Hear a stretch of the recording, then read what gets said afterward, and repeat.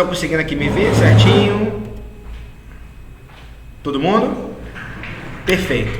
Então, gente, como eu estava aqui dizendo para vocês, há um consenso entre os historiadores, entre os cientistas sociais, entre os antropólogos, do seguinte: onde, prestem bem atenção, houve agrupamento de seres humanos, houve a escravidão. Então, desde os primórdios, na Mesopotâmia, passando pelo Egito, passando por Israel, passando pela Grécia, passando por Roma, na China, na Índia, sempre houve a escravidão, né?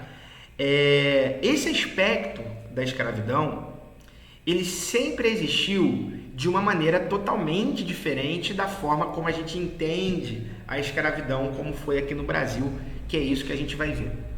Então, quando a gente vê uma imagem, reflexos da escravidão na história do mundo inteiro, basta você olhar para grandes obras da antiguidade.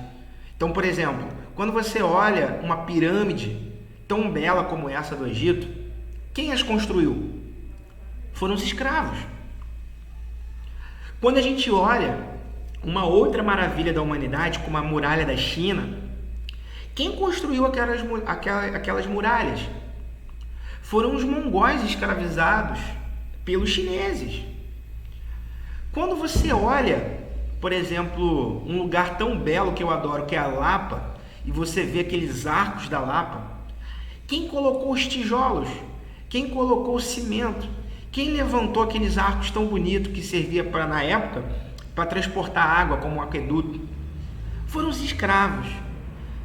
Então a gente vê a escravidão ela sendo uma prática disseminada em toda a história da humanidade. Tá? E aí que, como eu coloquei no slide, a escravidão ela estava presente na antiguidade, na época medieval, na modernidade e, pasmem, até hoje.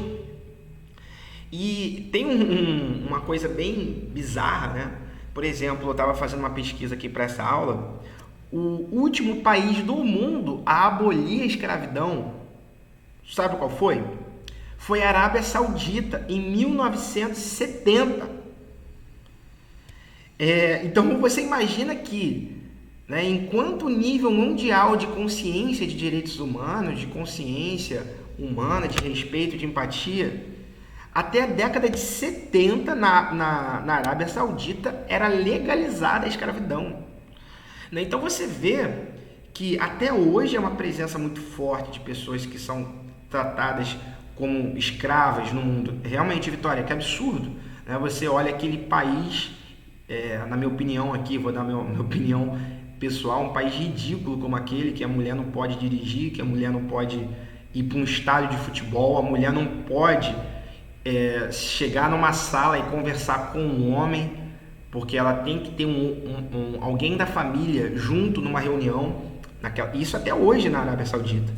Então você vê que a consciência de direitos humanos, que é ligado à ideia abolicionista, a ideia que ninguém mereça ser escravo, é uma ideia bastante relativa no mundo inteiro. Tem países que adotam práticas deliberadas como essa. Então a escravidão ela é um fenômeno, uma instituição humana, onde houve agrupamento humano. O ser humano ele pegava outras pessoas e transformava em escravos. Talvez o único povo do mundo em que não houve escravidão foram os indígenas brasileiros, ou os aborígenes australianos. Mas quando você fala Império Inca, Império Azteca, também tinha escravidão. Quando você fala em qualquer agrupamento, qualquer civilização, uma prática comum era a prática da escravidão. Então, quais são os usufrutos que um senhor, um dono de uma outra pessoa, tem sobre o seu escravo? Então, historicamente, eu separei aqui 4 fatores que são distintos da escravidão brasileira, tá? E aí aqui eu separei alguns. Então, por exemplo, na escravidão africana ou na escravidão muçulmana ou na escravidão romana, grega, quais eram os usufrutos que um senhor tinha sobre o seu escravo? Era um trabalho doméstico. Que tipo de trabalho doméstico? Varrer a casa, fazer comida, lavar a roupa, né? Trabalhos domésticos dentro de casa. Tinha, obviamente, também interesses sobre a mão de obra escrava, sobre o trabalho na lavoura, no campo, para plantação, para plantio, para mineração, coisas ligadas a atividades extrativistas. E aqui também, né, isso aqui é uma prática também muito comum, que ao longo da escravidão africana, que um dos grandes compradores de escravos da África eram os muçulmanos, eram os árabes, que levavam esses escravos para a Arábia Saudita, que levavam esses escravos para a Pérsia, que levavam esses escravos para onde hoje é o Iraque, né, para Bagdá, que havia um interesse também sexual sobre as mulheres escravas, né? Então era muito comum nos haréns dos escravos, dos haréns, né, dos árabes, dos sheiks e tal, ele ter como sua escrava uma mulher, e uma mulher para atender a sua satisfação sexual, né? Então as mulheres, principalmente na África, até a história da escravidão brasileira, como a gente vai ver, o principal interesse escravo sobre a África era o interesse da escravidão sexual. Então, de 70% a 80% dos escravos, até a chegada dos portugueses, a vítima era a mulher. Por quê? Por conta dos interesses sexuais desses caras muçulmanos, os sheiks e tal. Então também você utilizava os soldados, né? Você utilizava os escravos como soldados, como pessoas que lutavam na sua tropa contra outros reinos, enfim, né? Então a gente vê que basicamente a gente pode resumir o interesse da escravidão mundial a partir desse sentido, do trabalho doméstico, da lavoura, do sexo e da atividade guerreira, tá? Obviamente que isso daí é uma necessidade material de uma sociedade. Então a ideia da escravidão era a seguinte: vamos pegar no Império Romano, né, que utilizava bastante também os escravos no seu aspecto para trabalho na lavoura e para trabalho na mineração. Por que eles pegavam escravos para poder trabalhar nesses campos, nas minas? Era porque nenhum romano queria fazer aquilo, né? Então havia uma necessidade material daquela sociedade de precisar de mão de obra para realizar certas atividades. Por que os egípcios eles usavam escravos para construir a pirâmide do Egito? Porque você acha que alguém da nobreza, um escriba, algum cidadão livre do Egito Antigo, ele queria pegar, né, usar sua saúde, o seu corpo para transportar pedras de toneladas, né, no deserto para construir pirâmides? É claro que não. Então o que eles fazem? Pegam escravos. Então havia uma necessidade sempre material de obtenção de escravos na sociedade. Obviamente que todas essas civilizações, todas essas sociedades criavam de alguma maneira certas ideologias para poder justificar a escravidão, né? E aí, ao longo de toda a história da humanidade, a gente pode separar o porquê que alguém se torna escravo, o porquê que a gente pode pegar um indivíduo e colocá-lo como um cativo seu, como você sendo o dono dele, a partir de uma questão que existiu sempre ao longo da história da humanidade, que não vale para a história brasileira, que foi a escravidão ligada à moral do ser humano. O que quer dizer isso? Quer dizer basicamente o seguinte, que o indivíduo que não tem moral, ele se transforma em escravo. Exemplo, um cara romano que ele comprava muito mais do que podia pagar, ele pegava empréstimo. E ele não tinha dinheiro para pagar a um certo nível, tamanho nível de empréstimo, como a gente viu na história do Império Romano, né? Então, quando o cara não tinha mais dinheiro para pagar as taxas, né, dos seus juros, coisas bem semelhantes ao que nós temos hoje como Serasa, né, o banco, todo brasileiro aí deve um pouquinho, né? A ideia era, esse cara que não honra com seus compromissos, esse cara vai ser escravizado, porque ele gastou mais do que tinha, ele não tinha condição de comprar e quis comprar, ele prometeu que ia pagar e não pagou. Então observe que a escravidão na antiguidade ela era ligada à honra, por um lado, ou a outra forma de obter o escravo era a partir da guerra. Em que sentido da guerra? Uma guerra onde os caras arrumavam conflitos para capturar escravos? Não. Era o seguinte sentido da guerra. Então você imagina, por exemplo, a guerra do Peloponeso da Grécia Antiga. Gregos versus persas. Os gregos venceram por um milagre que está manifestado lá no filme 300, né, do Rodrigo Santoro. Quando um grego numa batalha fosse matar alguém, ou se alguma tropa se rendesse, levantasse bandeira branca e falasse, por favor, não me mate, então ok, não vou te matar, mas a sua vida agora é minha. Porque naquele dia da batalha, eu poderia te matar, poderia ter te matado, mas eu poupei a sua vida, então, portanto, a sua vida agora é minha, né? Então, basicamente, na história da escravidão, havia essa relação da honra, né? O cara que pediu arrego numa guerra, o cara que pediu bandeira branca numa guerra, o cara que ficou com medo de morrer e pediu perdão, por favor, não me mate, né? Ou o cara que deveu e não conseguiu pagar porque ele é desonrado. Então, essas duas pessoas, esses dois tipos de pessoas podem ser escravizadas.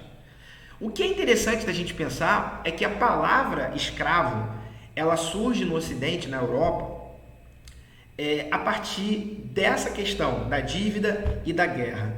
Agora, o que é interessantíssimo da gente pensar é que a gente está viciado, a gente pensa a história sobre a escravidão como sendo uma história ligada à cor de uma pele, a um determinado grupo de pessoas.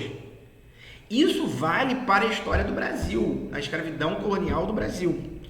Porém, a palavra escravo, ela vem da etimologia, né, a sua raiz linguística, da palavra eslavo. Observe como essas palavras se parecem, né? Escravo e eslavo. Em inglês fica mais claro que escravo é slave e eslavo é Slavic. Ou seja, você observa como é parecido, né, a palavra eslavo de escravo, né? E aí vocês notem, quem era massificadamente escravizado no Império Romano, na época medieval, em toda a história da Europa? Eram os eslavos. E quem eram os eslavos? Os russos. E quem são os russos? Loiros de olhos azuis, né? Então você observa que a escravidão na história da humanidade ela não era restrita à questão da cor da pele, tanto que a palavra escravo ela serviu para designar eslavo, veio da palavra eslavo, que era o maior povo escravizado na época medieval. E quem são os eslavos? Loiros de olhos azuis. Então você observa, né, olha que interessante, que a escravidão ela nunca foi ligada a uma determinada etnia, a uma determinada religião, ela nunca foi ligada a um determinado povo de um determinado local. Mas sim, havia a questão, como eu disse, da dívida ou da guerra, a questão da desonra do cara que foi poupado a vida numa guerra ou um cidadão que se endividou tanto e não conseguiu pagar, né? Então você observa, Vitória, como você colocou aí, que a palavra escravo vem de eslavo, né? Então são loiros de olhos azuis que eram escravizados. Isso talvez traga um choque, como a Vitória mencionou aqui, porque a gente está viciado a entender a escravidão como sendo um aspecto da cor da pele, preta, vinda da África, com cabelo crespo, com o nariz achatado e tudo mais, né? Então, exatamente, Vitória, exatamente, não é isso, entendeu? A palavra escravo, ela vem muito nesse sentido. Lembra que eu mencionei aqui para vocês sobre a escravidão muçulmana nos países muçulmanos, né? Então, por exemplo, nos países muçulmanos, eles tanto pegavam escravos da África, como pegavam escravos da Rússia, do leste europeu, né? Você tem episódios, por exemplo, como o livro Dom Quixote, que eu sempre menciono aqui para vocês, né? Dom Quixote é o melhor livro da humanidade. Por exemplo, em que o Dom Quixote, ele por um momento foi escravizado, né? Lá no Marrocos. Então você vê que a escravidão não é ligado à questão da cor da pele, ok? E aí entra naquela questão que eu disse aqui para vocês, né? Hoje em dia, alguns políticos, eles se utilizam do seguinte argumento, né? Por quê? Qual é o interesse desse argumento? Eu acho que vocês aqui podem valorar isso. Mas existe um debate político hoje em que certos políticos dizem o seguinte, a questão da escravidão no Brasil foram que os próprios negros vendiam negros em troca de cachaça, em troca de charuto, em troca de pano, em troca de moeda de ouro, blá blá blá blá blá. Sim, né? E como eu disse, a gente vai ver isso aqui, é uma meia verdade, porque de fato, quem diretamente fez o cativeiro de outras pessoas eram reinos africanos aliados de Portugal ou da Inglaterra, que foram os dois maiores exportadores de escravos. Mas a gente precisa entender qual era o sentido da escravidão na África para a gente poder qualificar o debate. Então eu coloquei aqui, gente, e por favor, eu peço aqui desculpa que está escrito errado aqui, né? Muçulmana. É Mussul com L depois do U, tá? Eu vou consertar e mandar um slide para vocês depois. Na escravidão saariana, na África saariana, ou seja, na África, com majoritariamente a religião muçulmana, os escravizados, eles tinham dois focos, como eu disse. De um lado, 80% dos escravizados eram mulheres para serem concubinas, ou seja, escravas sexuais nos haréns dos sheiks, dos muçulmanos, né? Então, os muçulmanos, eles são poligâmicos, eles podem ter várias esposas. Então, para eles, não é pecado, não é errado um cara ter várias mulheres. Então, na escravidão muçulmana, na África, eles pegavam bastante escravos, capturavam escravos nesse sentido, né, em busca da sua satisfação sexual. E é interessantíssimo que a gente pense que essa escravidão, ela não era uma escravidão hereditária. O que quer dizer uma escravidão hereditária, como foi aqui do Brasil ou dos Estados Unidos? É uma escravidão em que a gente captura uma pessoa, escraviza ela, e o seu filho vai ser escravo também. Então você observa que a desculpa usada pela escravidão, de que eu poupei a sua vida, eu poderia ter te matado, agora a sua vida pertence a mim, você vai trabalhar para mim agora, eternamente.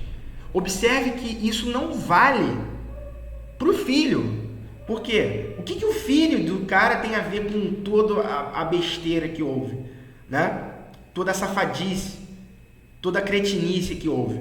O cara não tinha a ver. Então, por exemplo, em países muçulmanos, o filho dos escravos eram livres. Enquanto no Brasil, nunca. Ok? Enquanto no Brasil nunca existiu esse fenômeno.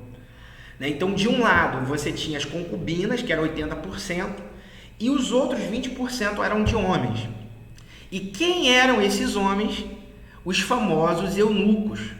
Quem são os eunucos? São os homens que têm o pênis cortado, né? Por que eles têm um pênis cortado? Porque eram homens que trabalhavam na corte e que ficavam ali como um faz-tudo para as princesas, para as esposas dos sheiks, nos haréns e tal.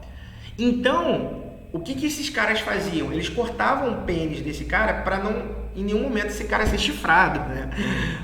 Para em nenhum momento esse cara ter uma competição sexual com o escravo. Então o que eles faziam? Cortavam o pênis e botavam para ele trabalhar para as mulheres, com a segurança de que nunca esse cara vai se relacionar sexualmente com a minha mulher, né? Então é basicamente essa a história da escravidão na África ligado aos países muçulmanos, mas não era uma escravidão, como eu disse, hereditária.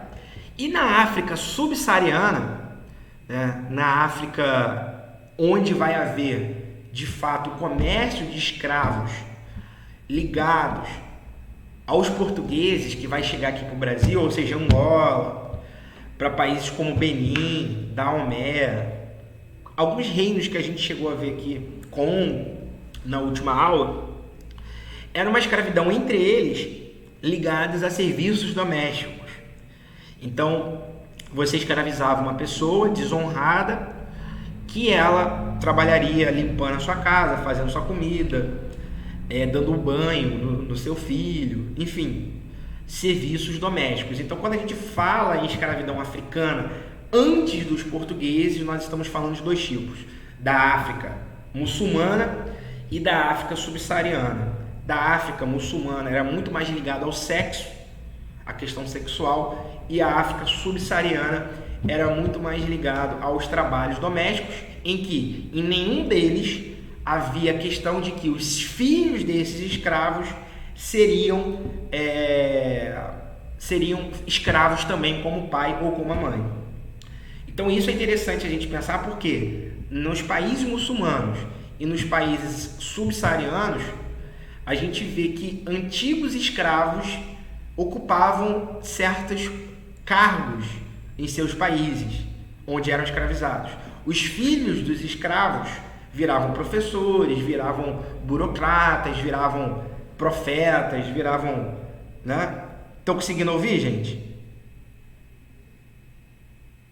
Tá melhor o áudio? Perfeito, ok. Então, ou seja, era muito mais ligado a essas questões, tá bom? Era muito mais ligado a essa questão de que o filho desse cara não carrega nenhuma culpa pelo pai ter sido escravo, enquanto no Brasil é óbvio que não, né? Só que não. Então você observa aqui, vocês estão conseguindo ver o slide?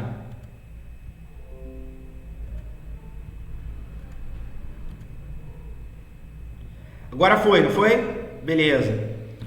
Enquanto, gente, que a escravidão do Brasil era uma escravidão, como a gente vê, extremamente ligada à questão comercial. Prestem bem atenção nisso. Era ligada à questão comercial. Comercial em que sentido? Prestem bem atenção. Enquanto que a escravidão nos países muçulmanos eram para sexo, enquanto a escravidão nos países dos reinos africanos abaixo do Saara, ou seja, subsaariano, era ligado aos serviços domésticos, para o cara ficar banando, ficar fazendo aqueles serviços que a gente vê nos filmes antigos, de escravos. No Brasil, há um interesse comercial. Ou seja, Portugal, um país pequeno na Europa, tem um país, uma colônia gigantesca chamada Brasil. Inicialmente, eles não acharam ouro, como a gente viu, só vai ser descoberto no século XVIII, ou seja, 300 anos depois, 200 anos depois da descoberta do Brasil. Então, inicialmente, como que Portugal conseguia arrumar dinheiro, extrair dinheiro do Brasil? A partir do plantio do cana-de-açúcar. Portugal tem muita gente para poder enviar para o Brasil para poder plantar? Não. Então, o que Portugal faz inicialmente? Tenta escravizar os índios. Então, inicialmente, Portugal tenta escravizar os indígenas, né? E aí, essa escravidão não deu certo. E aí eu acho, gente, desculpa aqui comentar sobre isso, né, mas é um fato, né, não tem como fugir disso. Aqui entra um papel fundamental da Igreja Católica, né? E aí o Papa, se eu não me engano, foi até o João Paulo II, na década de 80, ele foi na África, pediu desculpa por isso. Não foi uma prática apenas ligado também à Igreja Católica. Nos Estados Unidos era ligado à Igreja Protestante, mas ambos tinham o mesmo discurso safado, o mesmo discurso cretino, que era o seguinte, prestem atenção, a escravidão indígena, ela foi proibida e perseguida pela Igreja Católica.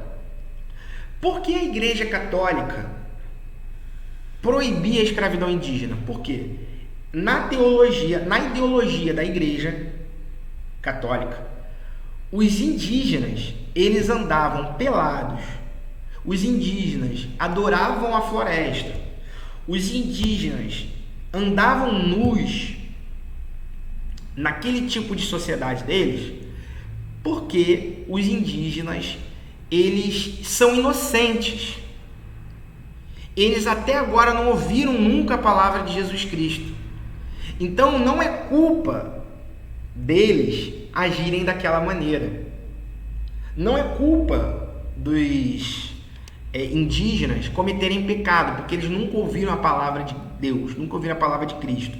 Então qual é a missão da Igreja Católica? É ir nas mais diversas tribos e pregar para converter aquelas pessoas. Então a escravidão indígena, ela logo no seu início, ela era perseguida pela Igreja Católica. A Igreja Católica humanizava os índios, diziam não, eles não podem ser escravizados.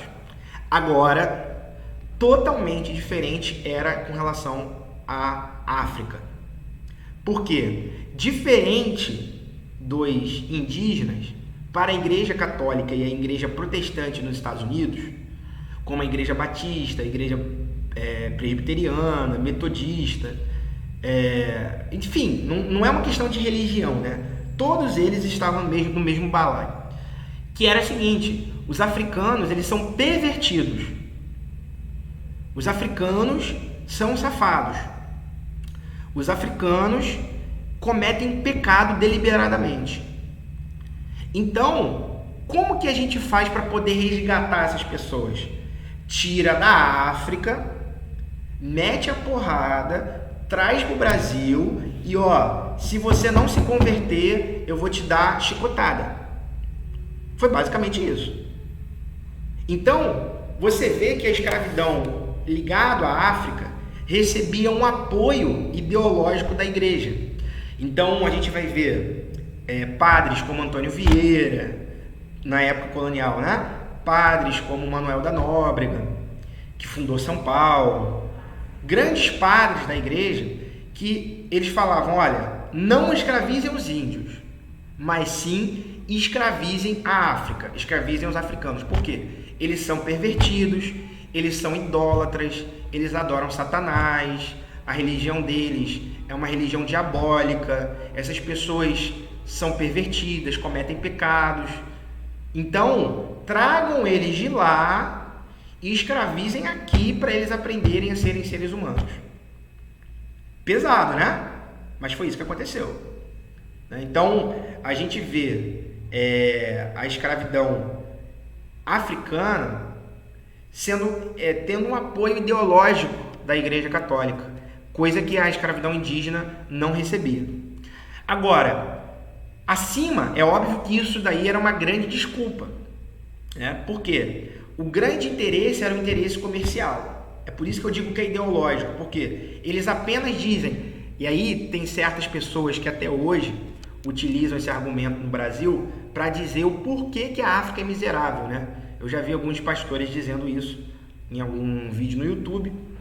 E a ideia é, né, por que os escravos são escravos e têm a cor preta? Por causa da maldição de Cã, filho de Noé, que foi amaldiçoado pelo seu pai e que ele falou que ele seria escravizado e que ele carregaria uma marca na pele. E segundo a igreja, quem era que carregava a marca na pele? A marca preta, a cor da pele preta da pele. Então isso é pesado, é pesadíssimo. Isso era uma ideia defendida tanto pela Igreja Católica quanto a protestante. Então não tem essa, o protestante não... Não, os protestantes nos Estados Unidos e a católica no Brasil tinham essa mesma ideologia, porque eles queriam escravizar a África, os africanos. E é óbvio que isso era um interesse muito ligado à questão, isso aí era usado como uma carapaça, como uma desculpa, como uma ideologia para os interesses comerciais, que era o quê? Tinha pessoas chamadas senhores de escravos, traficantes de escravos, que era o nome, pessoas que ganhavam muito lucro nesse processo comercial de pegar pessoas da África e trazer para a América. Então, os bilionários da época, os caras mais ricos do Brasil, os caras mais ricos dos Estados Unidos da época, eram pessoas ligadas ao tráfico internacional de escravos.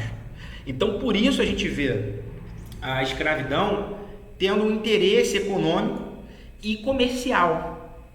Por quê? Era o interesse de pessoas de fazer dinheiro em cima de outras pessoas. E isso é interessante porque, por exemplo, essa ideologia da Igreja Católica não era uma ideologia para um grupinho de católicos, não, era para todos.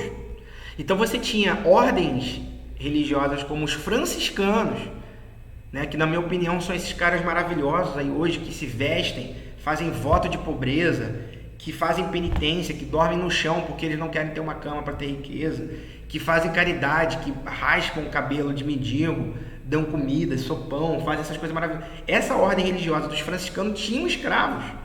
Os jesuítas tinham escravos, né? Todos os grupos religiosos católicos tinham escravos.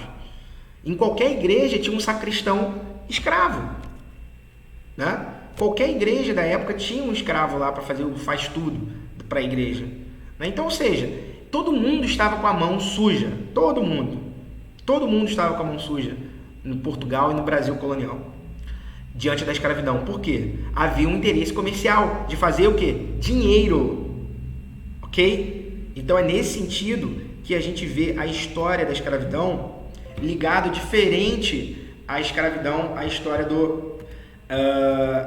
da escravidão na África, no Império Romano. Por quê? A ideia era, ali estava começando a surgir o quê? O racismo.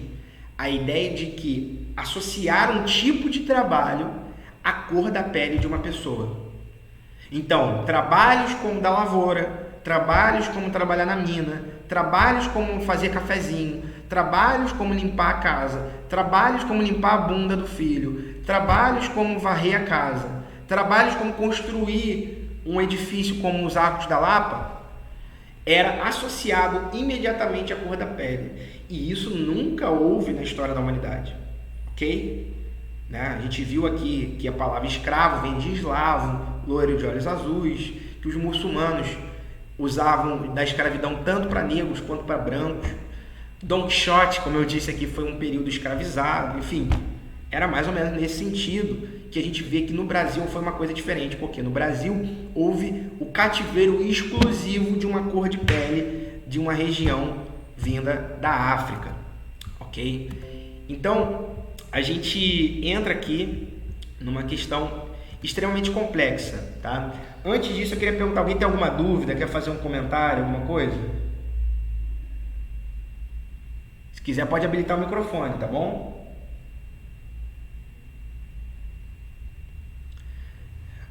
Vamos lá.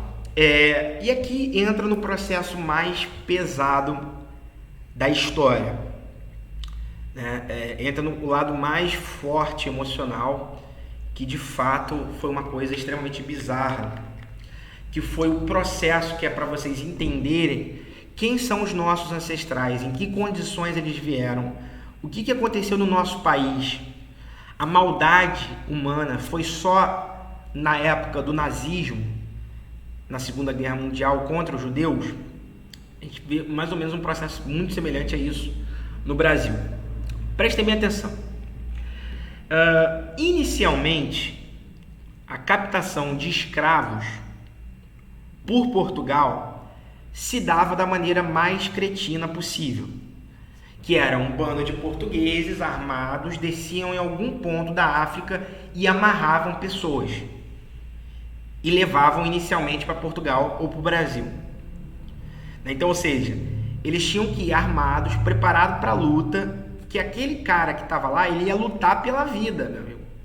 Aquele cara que estavam tentando amarrar ele ia gritar, ele ia tacar pedra, ele ia pegar uma faca, ele ia dar um soco, ele ia de alguma forma lutar pela vida.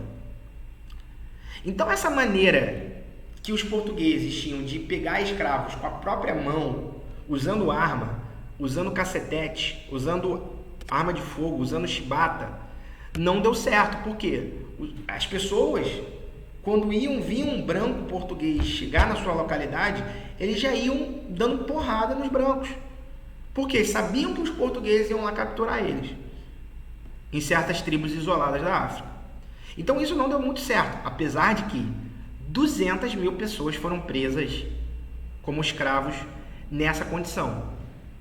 Capturadas, amarradas, da forma como se estivesse prendendo caçando um leão, caçando um elefante na África. Então essa primeira forma acabou que não deu muito certo para Portugal. E isso exigiu que Portugal fizesse o quê? Um processo de negociação com reinos africanos.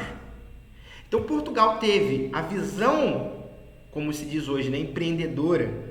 Olha que empreendimento diabólico, né? Essa visão de investimento econômico no seguinte sentido: olha, vocês aí do reino de Daomé, vocês aí do reino do Congo, vocês aí do reino de Luanda, vocês aí do reino de Benin, vocês vendem escravos para o muçulmano, não vendem? Vendemos. Então tá bom, olha, não vendam mais para eles, vendam para mim. Ó, e eu não quero mulheres, tá? Eu quero homens. Majoritariamente homens para poder trabalhar na América. Então o que houve? Os reinos africanos, eles foram para o interior do país cada vez mais buscar escravos para quê? Para levar para o litoral, para o português pagar por aquelas pessoas. Tá? Então a ideia que deu certo do ponto de vista português da escravidão foi essa. Foi fazer negócios com reinos africanos em que eles falavam, ó, não vendam mais escravos para os árabes, vendam para mim porque eu pago mais. E nesse sentido, a gente vê que durante 300 anos, ou melhor, quase 400 anos, houve a consolidação desse tipo de escravidão. Qual tipo de escravidão? Pagar para um reino africano e lá dentro da África trazer aquela pessoa para o litoral, colocá-lo dentro de um navio negreiro e levá-lo para a América. Majoritariamente, metade dos escravos saindo da África vieram para o Brasil. Ou seja, cerca de 5 milhões de africanos passaram por esse processo de venda, de troca na África e vindo para o Brasil para trabalhar como um condenado ao trabalho eterno, não só dele, mas de seus filhos. Então, isso aqui é um absurdo, né? Isso aqui é um absurdo. Foram 10 milhões de pessoas que foram escravizadas da África ao longo de 4 séculos que foram levados para a América. Metade delas, ou seja, 5 milhões, veio para o Brasil. Então isso aí a gente já tem uma real dimensão da situação. Agora, aqui nesse slide entra o lado mais doloroso, né? Se não tudo que eu disse é muito doloroso de se ouvir. Como que se dava o processo da escravidão até chegar no Brasil e o cara trabalhar numa lavoura, trabalhar em serviço doméstico, trabalhar numa mina, trabalhar construindo coisas? Vinha a partir dessas 5 etapas.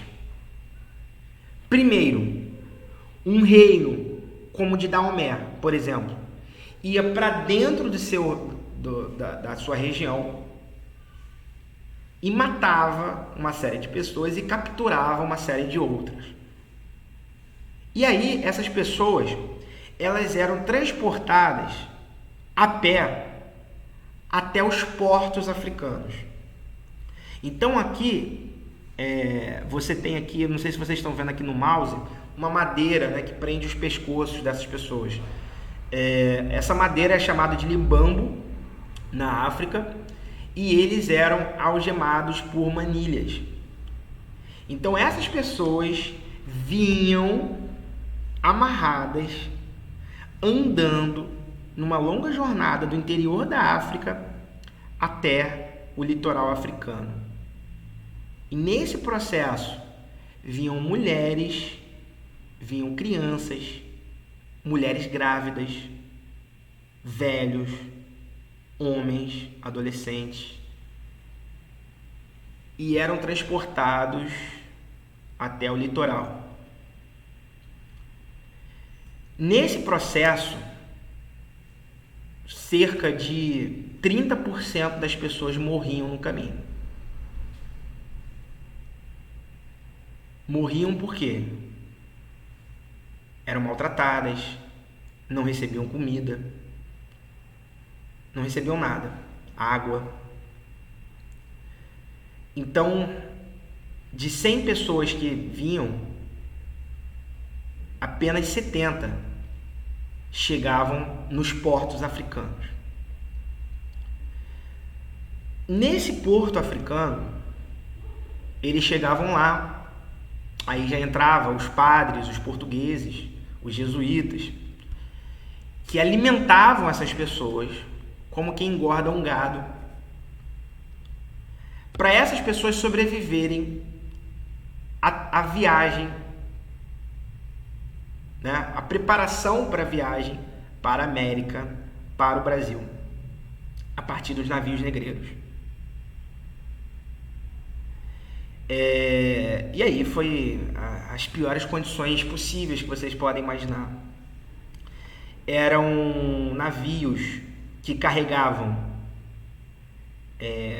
cachaça, roupa, pimenta, produtos no seu convés, no porão, e em cima desse porão vinham essas pessoas que vinham do interior da África, amarradas de uma forma compactada, para fazer com que, imagina a seguinte metáfora, né? Quando você faz uma viagem, você bota na mala as roupas todas apertadas, compactadas, para poder caber tudo, né? Era mais ou menos isso o que os portugueses faziam nesse processo de comércio. Eles amarravam essas pessoas e jogavam de um jeito que bem parece um presídio de uma cela onde cabe 30 pessoas, caber 200. E essas pessoas, elas eram amarradas e viviam durante 3 meses da viagem, por exemplo, de um porto como de Luanda até o Rio de Janeiro, a Salvador, dentro desse navio. E dentro desse navio, outra porcentagem de pessoas, a nível de 40% de pessoas que estavam dentro desse navio, morriam, não aguentavam a viagem. Morriam de quê? De fome, de sede, de doença, porque não tinha banheiro. E outras pessoas, elas entravam em depressão. Outras pessoas, mulheres grávidas, se tacavam do navio porque preferia a morte do que viver aquela vida de condenado que eles já estavam vivendo na viagem.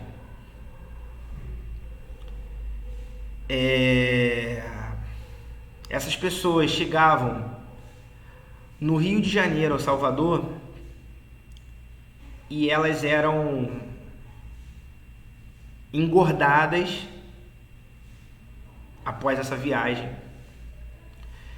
e ficavam nuas ou seminuas em pé numa feira à espera de um comprador. E esse comprador olhava para um africano ou para uma africana e abria sua boca para ver os seus dentes, falava assim: se agacha, para ver se o cara tinha força de se agachar.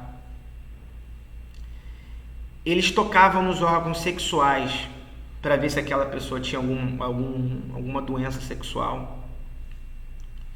E aí, novamente, comprava aquela pessoa e levava como na África, a partir de Limbambo e de manilhas amarradas até as suas fazendas. Bem, esse filme de terror que eu acabei de dizer, esse filme de horror que eu acabei de dizer, existe uma proporção que é feita por alguns estudiosos estrangeiros, que eles falam o seguinte: dessa primeira etapa do seu local, do interior da África, até a chegada da sua fazenda, a cada 100 pessoas que eram cativas da África, apenas 40 chegavam ao seu destino. O que quer dizer isso? Que de 100 pessoas que saiu da sua casa, da sua tribo, do seu reino, 60 morreram no caminho. Morreram de quê? De fome, de porrada, de sede ou até mesmo de suicídio. Então é uma coisa que a gente pensa que, como eu disse aqui no slide anterior, se chegou 5 milhões de africanos no Brasil, imagina quantos outros milhões de africanos não morreram no caminho.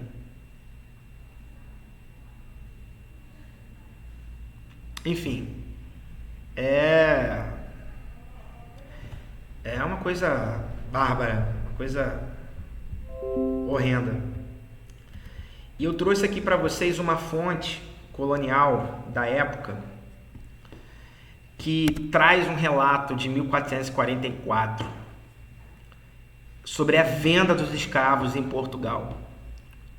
Olha essa descrição desse escrivão. Ele diz o seguinte: mas qual seria o coração, por duro que se pudesse, que não fosse atingido de piedoso sentimento, vendo assim naquela campanha?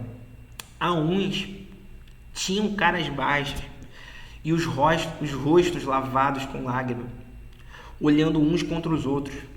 Outros estavam gemendo dolorosamente, firmando os olhos aos céus, brandando altamente como se pedissem socorro ao Pai. Outros faziam suas lamentações em maneira de canto, segundo seu costume, nas quais, postos que as palavras da linguagem aos nossos não pudesse ser entendida, bem correspondida ao grau de sua tristeza. Mas, para sua dor ser ainda maior, começaram a separar uns dos outros os filhos dos pais, as mulheres dos maridos e os irmãos dos outros. Eu acho que não preciso falar mais nada, né? Não preciso falar mais nada. Acho que esse texto ele diz muita coisa. E é nesse sentido que existe um sociólogo jamaicano chamado Oscar Peterson, que ele define a escravidão na América muito bem. A escravidão na América era uma morte social. O que é a morte social? Nós temos a nossa vida biológica, que é o nosso coração bater, o nosso pulmão respirar, o nosso sangue circular, mas nós temos a nossa vida social, que são os nossos pais, nossa mãe, nossos avós, nossos amigos, nossos vizinhos, nossos colegas, nossas namoradas, nossos maridos ou esposas. E essas pessoas que vinham da África, elas eram com 20 anos, com 30 anos, separadas de qualquer laço cultural, separadas de qualquer laço social. Os seus pais, se o cara era filho, ele não tinha mais pai. Se o cara era pai porque tinha um filho, ele não tinha mais filho. Se o cara ele tinha uma religião, ele não tem mais essa religião. Se o cara tem uma língua, ele vai para um país que ninguém fala a sua língua. se o cara ele tem uma roupa colorida, bonita, frondosa,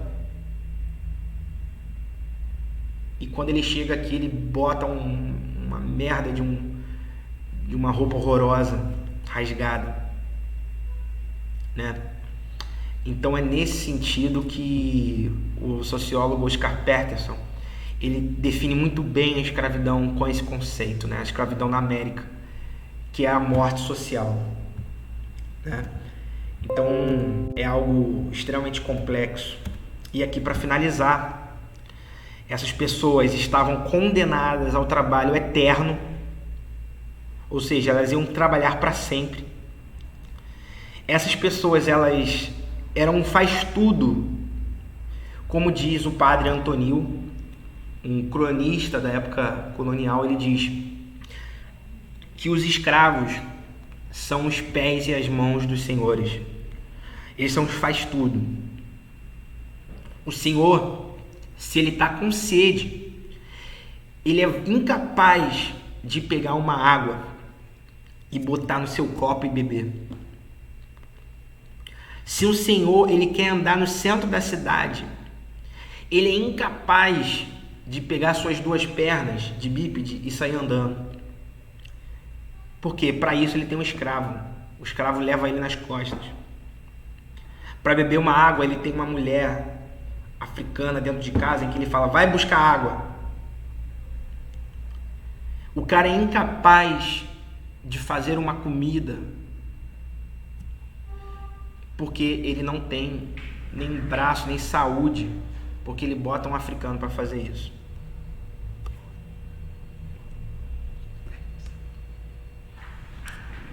E a expectativa de vida dessas pessoas que chegavam na América para poder trabalhar era uma expectativa de pessoas que viviam no máximo 40 anos, a expectativa de vida. Então, ou seja,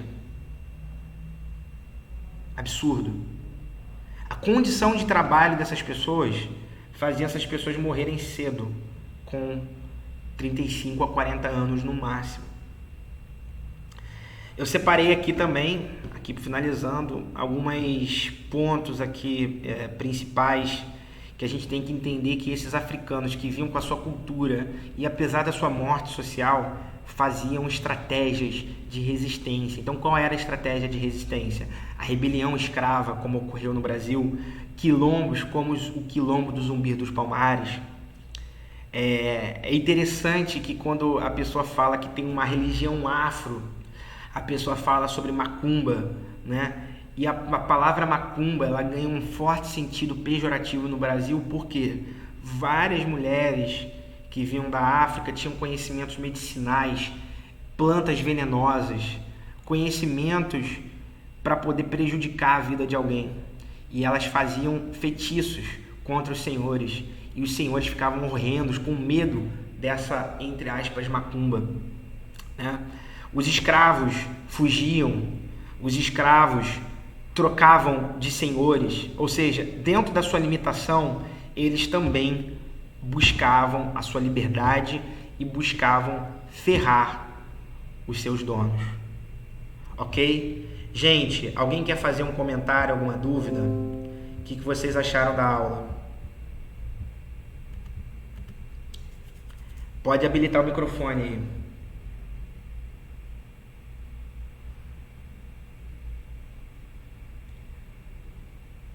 Pode fazer um comentário no microfone, gente. O assunto foi bem pesado, professor. Foi, não foi? Eu acho que são coisas que a gente não pode se esquivar de falar, né? Quando a gente falar sobre nazismo, nós vamos também tocar em coisas como essa. A gente vai tocar em assunto como esse também. E coisas até piores, se é que pode ser qualificado como pior, né? Então, é uma coisa realmente muito impactante.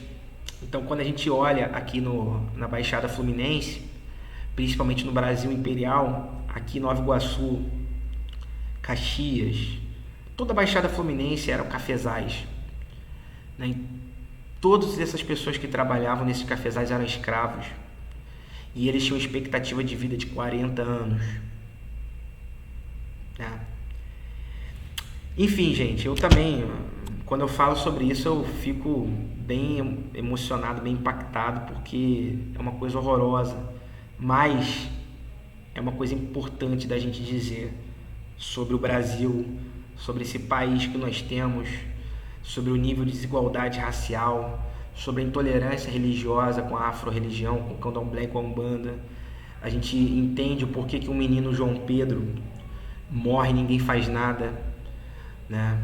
A gente pode entender o porquê que tem um encarceramento de 80% dos presos são negros. A gente entende o porquê que a beleza aqui é tratada de uma maneira eurocêntrica, como ser belo é ser branco, é ser loiro, de olhos azuis. Enfim, a gente entende uma série de questões problemáticas do Brasil a partir desse ponto de vista da aula de hoje. Então é isso. A escravidão não foi passeio, a escravidão não foi turismo, a escravidão não foi imigração como o europeu italiano vinha para o Brasil. A escravidão foi um crime humanitário, e que assim seja dito. 60% dos africanos que foram escravizados morreram no caminho, nem chegaram a pisar em solo brasileiro ou norte-americano. Enfim, vamos lá. Página 127, questão 76. Carolina colocou ali, o senhor tem alguma indicação de filmes, livros? Olha, eu tenho um livro que eu acho que é muito bom, que você acha na internet, que narra um pouquinho disso, tá? Que é o livro chamado A Ilha Sob o Mar, de Isabel Allende, Allende. É um livro ficcional baseado em histórias reais. A Ilha Sob o Mar. Então, quem quiser ler um bom livro na quarentena, leia esse livro. Você pode comprar na internet com R$30, ou no estante virtual, né? Ou você compra, ou você baixa na internet, tá bom? A Ilha Sobre o Mar, de Isabel Allende. Página 127, questão 76. Sou filho natural de uma negra africana livre da costa da Mina, de nome Luísa Marim, pagã, que sempre recusou o batismo e a doutrina cristã. Minha mãe era baixa de estatura, magra, bonita, a cor de um preto retinto e sem lustro. Tinha os dentes alvíssimos como a neve, era muito altiva, geniosa e insofrida. Dava-se ao comércio, era quitandeira, muito laboriosa e muitas das vezes na Bahia foi presa como suspeita de envolver-se em planos de insurreição de escravos que não teve efeito. Nesse trecho de suas memórias, Luiz da Gama ressalta o quê? A importância do quê? O que ele está falando sobre a mãe dele aqui, né? Principalmente na parte final. A. Laços de solidariedade. B. Estratégias de resistência cultural. C. Mecanismo de hierarquização tribal, instrumentos de dominação religiosa, limites de concessão de alforria. O que a gente pode destacar, segundo a memória de Luiz Gama?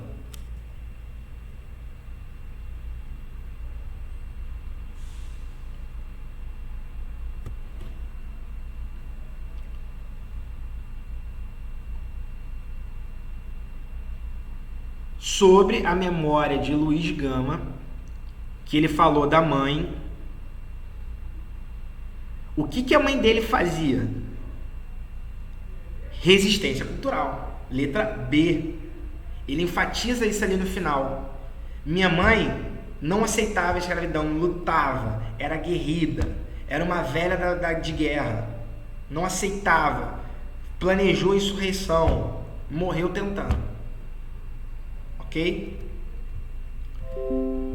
Outra questão, página 173, questão 26. Texto 1, você vê ali uma imagem religiosa de São de São Benedito.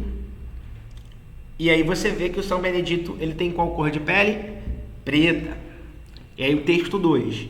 Os santos tornaram-se grande aliado da igreja para atrair novos devotos, pois eram obedientes a Deus e ao poder clerical. Contando e estimulando o conhecimento sobre a vida dos santos, a igreja transmitia aos fiéis os ensinamentos que julgava correto que deviam ser imitados por escravos, que em geral traziam outras crenças, de suas terras de origem muito diferentes da que preconizava a fé católica.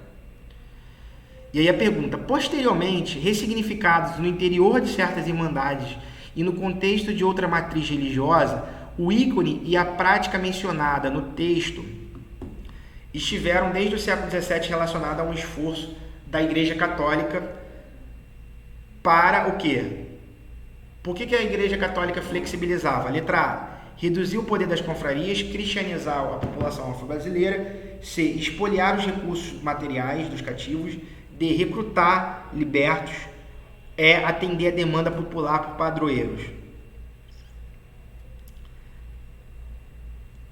Letra B, exatamente, perfeito, show de bola. E aqui, gente, para lembrar o seguinte, né? Os africanos que vinham para cá, como eles não podiam adorar diretamente seus deuses, eles pegavam imagens de santos católicos e aplicavam seu sentido todo africano àquela imagem de santo. Foi assim que aconteceu com São Jorge, foi assim que aconteceu com Santo Expedito, com São Benedito, né? Enfim, são vários santos da Igreja Católica. E aqui, gente, estou estourando aqui o tempo, encerrei aqui minha aula, tá bom? E a gente vai, eu vou mandar um slide, tem outros exercícios, qualquer dúvida me chama no Zap, com o Zé do Zap. E aqui para encerrar, o último recado aqui para vocês. Eu disse aqui que essas pessoas vieram como cativas, tinham sua morte social. Essas pessoas eram desenraizadas de sua cultura. Os africanos vinham para cá e eles eram amedrontados pela opressão escravista. Só que eu comento aqui para vocês o seguinte: foram justamente essas pessoas, vou mandar, Pedro, foram essas pessoas que fizeram samba. Foram essas pessoas que inventaram pagode. Foram essas pessoas que inventaram a religião candomblessista. Foram essas pessoas que inventaram a cachaça. Foram essas pessoas que fizeram a feijoada. Ou seja, essas pessoas, apesar de tudo, sorriam. Essas pessoas, apesar dos pesares, chegavam no final do dia e cantavam com seus amigos. Essas pessoas, no final do dia, eram felizes. Então fica a reflexão pra gente, né? Vimos uma situação tão bárbara da história humana, mas essas pessoas ainda assim sorriam. Nunca se esqueçam disso. Tá bom, gente? Tchau, tchau. Até mais. Tá bom? Qualquer dúvida me fala no Zap, me chama no Zap, Zé do Zap. Tira dúvida, eu vou botar o slide ainda hoje, ok, gente? Valeu, galera. Tchau, tchau.